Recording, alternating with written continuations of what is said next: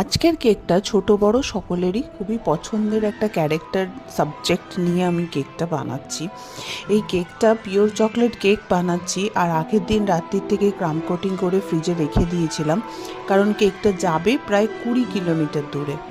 তো এই 20 কিলোমিটার ডিস্টেন্সটা যাতে কভার করতে পারে সেই জন্যে ওপরের যে ক্রিমটা ইউজ করছি সেটাকেও খুব ভালোভাবে ফ্রিজিং করে সেট করে নিয়েছিলাম।